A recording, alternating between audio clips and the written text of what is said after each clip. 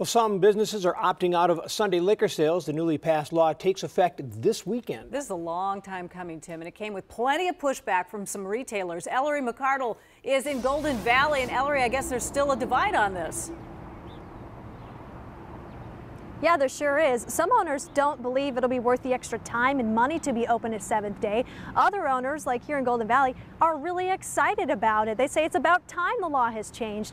And then you've got a third group who is staying neutral on this issue, and that includes the city of Lakeville. For years, the city opposed Sunday liquor sales until this year. Its municipal stores will open on Sundays. Money made goes back into the city to pay for things like snowplows, fire equipment. It even helped pay off a fire station one year, but there's worry if this change will be worth it. The worst thing I could see occurring is that we don't make as much revenue, because our community is extremely important to us, and providing the most revenue back into it is a key component for the city to keep the taxes low. Now, another city that changed its mind, Monticello. It was not going to open its municipal store until this Monday night. The city council reversed course, so they will be open on Sunday as well. And coming up at 6:30, we will show you which area of the state has a bunch of stores staying closed. Back to you. Thank you, Ellery. Surdyk's in Minneapolis, they won't be able to open this Sunday, and that'll be the case until the end of the month. The liquor store is being punished for jumping the gun and selling on a Sunday back in March. Remember, right after the law passed? Well, the city suspended the store's liquor license for the first 3 Sundays in July and ordered the owner to pay a $50,000 fine. Tim? Seemed like a good idea at the time, right?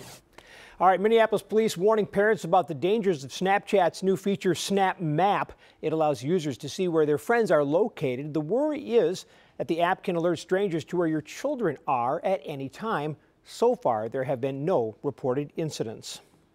According to a new report, in 2016, murders were down in Minnesota and the level of violent crime stayed relatively steady. The BCA releasing their 2016 Uniform Crime Report earlier this week. The report is wide-ranging, but the headline figures show there were about 100 murders in 2016 compared to 130 in 2015, and that violent crime overall was relatively flat with a less than 1% increase. The number of commercial sex trafficking reports doubled, but the report says that's mostly due to an increase in stings. The BCA just finishing a 2-day undercover human trafficking sting here in the metro. 19 people were arrested while 10 sex traffic victims were rescued. Well, new overnight, German lawmakers approved same-sex marriage. It passed in the lower house of parliament just hours ago. The bill now heads to Germany's upper house to be officially signed into law. No hate, no fear.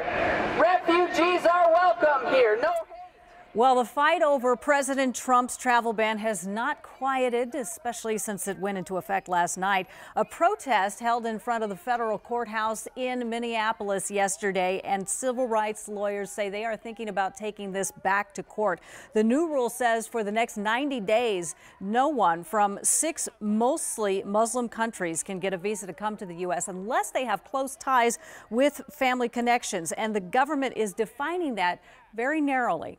How you get from a mother-in-law and a spouse affirmatively, clearly being okay, to saying that a fiance or a grandparent is not, without any guidance in that direction, is a mystery.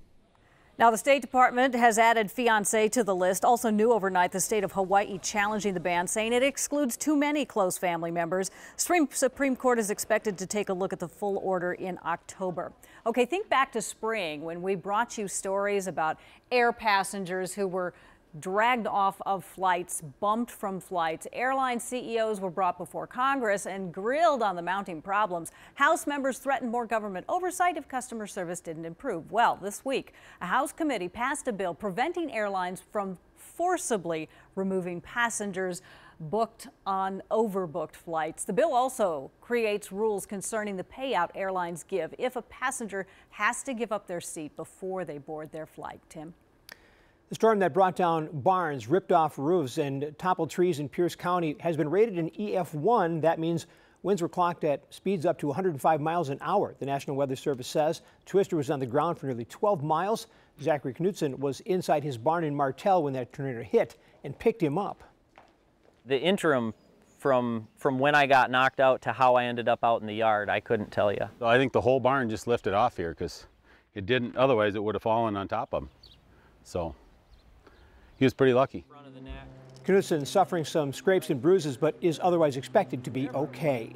States of emergency in effect across the West as nearly 24 large wildfires rage out of control, exploding through dry terrain. Towering flames have come within feet of million-dollar homes in Southern California. In Utah, fires consuming land the size of Washington, D.C., and in Arizona, they are fighting fires in the same area where 19 firefighters lost their lives just 4 years ago. The Yarnell fire, a lot of people remember that. Absolutely. It was horrible. Yeah, it's a rough situation out there with all the heat, and it's just, you know, they don't get relief this time of year from any of that. So, none. An extra large patient has been checked into the U of M Veterinary Hospital. This is Daisy, a 2.5-year-old Bengal tiger, was rescued by the Wildcat Sanctuary in Sandstill. Great place. They do a lot of great work up there. She came to the sanctuary unable to fully control her movement and with a neurological disorder. Daisy was in the Twin Cities for testing to figure out what's wrong and how to treat it so she can get a life free of pain. Aww. Yeah, let's hope that happens. Big kitty. She's beautiful. Veterinarians can do amazing things. Yeah. Think about The U of that. M Wow. does some incredible stuff.